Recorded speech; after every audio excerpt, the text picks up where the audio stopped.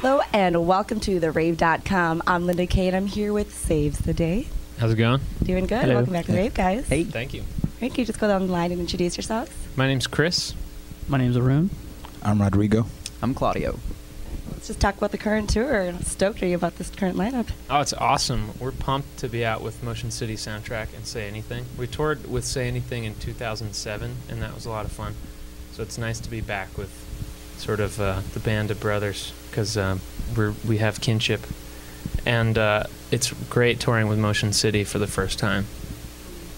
Good times on the road so far? Yeah, for sure. Nice. So Saves the Day has gone through some major lineup changes the past few years, but how do you feel that has affected the songwriting process? Well, I guess the hilarious nature of Saves the Day is that ever since the word go, we've been changing lineups. So from the demo to the first album, we had a completely different lineup, and then from the first album to the second album, completely different lineup. And it just keeps changing like that, and I've always been the guy that writes the songs. So the songwriting doesn't change. Coming up with the actual chords and melodies and lyrics that's always been the same process. But I'm lucky enough to have been able to play with incredible musicians that come and sort of color and influence the songs. So right now, I feel like with these guys, we are on the same wavelength, and that's sort of a first for Saves the Day. I think there's been so many lineup changes because we haven't really been gelling the right way as a group, but now we finally actually came together sort of all on the same page and feeling the same things, wanting the same things out of our music. And so we really get to work collectively for the first time, bringing the songs to life. So that's really fun for me. I get to be a fan of all their ideas. Yeah. It was pretty, like the first couple of days even of Chris and I playing together was pretty instant, like as far as just the vibe and, you know, liking a lot of the same music and having similar visions for things. And so it's just fun, you know. Yeah, as someone who's worked with a lot of like different songwriters of various styles and things, like I get that it's super key and it's very crucial to have people working with you that get the ideas, you know, not people that can just play them or execute them or whatever, but understand what it's trying to be, what the song needs to be, you know. And I think all of us were super happy to be working with Chris at a state in a position now where we'll get what the songs need to be, you know. Yeah, I feel safe with these guys. I feel safe. It's too much fun working. Nothing wrong with that. Yeah. Okay, and then in 2006, you released Sound the Alarm as the first part of the trilogy. In 2007, you released Under the Boards. Now, we have your upcoming album, Daybreak. Can we expect that to be the final chapter in this trilogy? Yeah, it's been exciting working on the trilogy, and it was sort of like this journey of self-discovery, starting at the ground floor, finding a wounded heart in there and trying to bring it back to life. So Daybreak is the part of the story where start to put the pieces back together and try to be more healthy and living in the world with a healed heart as opposed to just hurting inside. And then that's coming out in 2011, or? I guess right now we're waiting to hear from labels and whatnot and doing that whole dance, and so it depends on what their timeline is like. If they need something to come out this year, it'll be out this year. Nice, all right. Anything specific fans can expect from it? Maybe can we get it in vinyl, perhaps? Oh yeah, definitely in vinyl, I'm sure. And got to check out the new 1984 EP, which has a new song from Daybreak on there, as well as a bunch of old stuff that we've reinterpreted. And the new album is exciting for me because it's one of the first Saves the Day albums that has sort of optimistic lyrics, which I think will be quite a departure for our fans that are used to me just sort of like doing the whole catharsis, getting it off my chest. And I think this one for the first time shows a side of me that's trying to rise above all that, and instead of just wallowing in it. So it's exciting.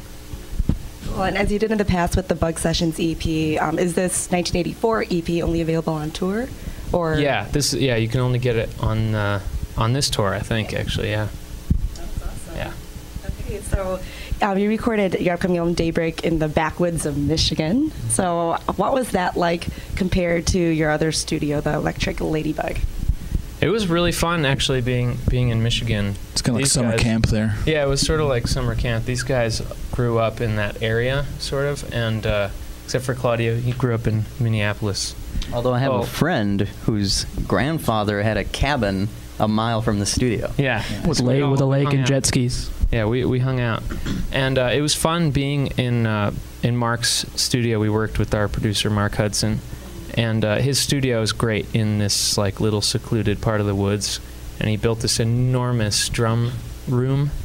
So the drums sound huge. And I guess for musicians, that's cool. I want to hear what you guys did outside in the backwoods. I mean, what fun did you have? Especially, you said, was that a mile away from? Yeah, we went on jet skis. That was my first jet ski experience, and hopefully not my last. And there were like groundhogs that we befriended. Yeah, it was weird. There were lots of woodland creatures. Yeah, it got weird. We took a break, I think, kind of in the middle of the summer. And when we came back, it was full force wilderness. Yeah. Like there was a groundhog that would come out and visit us every day, and Fenton Fred. All manner of weird spiders and arachnids that creeped us out. Wasn't so much a fan of those were no bueno. Yeah. But yeah, and there were bonfires that we made in the back every now and then. Oh yeah, that was cool. Brewski. Yeah, Brewskis. It's a breeze, that's right. It's a really cool space that he has there. I mean, it's I think it's like definitely almost like a world class destination sort of studio. Yeah, great studio. There's no distractions. I was just about to ask that. No distractions. Yeah, there's no distractions at all. If you want distractions, it's a little bit. You can drive out a little bit and get some Thai food and get some civilization. But when you're in there and you're working and you're being creative, it's nice to just be in the moment.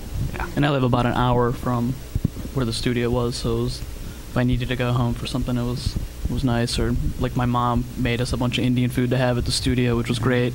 Yeah, Rune kept going to get Indian food like every 2 weeks, so we were eating like kings. Nice. Yeah.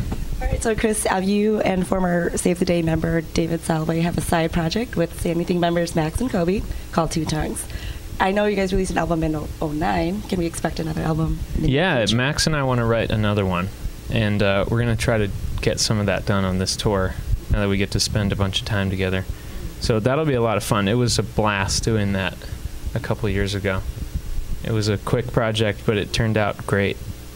And we're playing some of that stuff on this tour. Rune and I go out during Say Anything set, and we play the first song called Crawl off the Two Tongues album. And it's a lot of fun. Nice. Yeah, it's been a blast. Very cool. Something additional, I guess, for the fans to see on this tour. Yeah, it's exciting. Very cool. All right, well, this is the 7th time that Save the Day has played here at the Rave. You guys got a chance to really explore the building and check out the rooms? Oh, for sure. I got to last time, and I took a bunch of photos. And going down into the catacombs. Of course. I heard about the catacombs. Oh, it's intense. The infamous Pantera DVD that was shot here, so I saw it years ago, just... My favorite part is the empty pool down there. With the chair. That's wild. Yeah. It's really scary. One time I took a shower and there was this like steam kind of like in the air. It was very creepy. That was a ghost. Definitely a ghost. Do you think Kevin Bacon was watching you? I think so. Oh my goodness. Shallow Man. Yeah. What? How did it go? Hollow Man was it? Hollow Man. I think you're thinking of the pool. Shallow Man. Yeah. That's a sequel. That happened. Well, it is almost Halloween time, so see what else happens tonight, guys. Spooky. All right, so what's next for Save the Day? Well, we're gonna get the album released and then keep touring and do some headlining stuff next year and try to get overseas and just keep going onwards and upwards. Absolutely. That's what we want to hear. LFTT. LFTT. Yes. That's our phrase. Nice. You have to decipher it later in your own time. Oh, all right. Okay, guys. Thank you so much for joining us here on the Rave.com. Thanks for having us. Thank you for having us. And thank you for watching the Rave.com. Make sure to check out Save the Day's current release, Under the Boards, and their current digital EP, 1984. We'll see you soon next time on the Rave.com.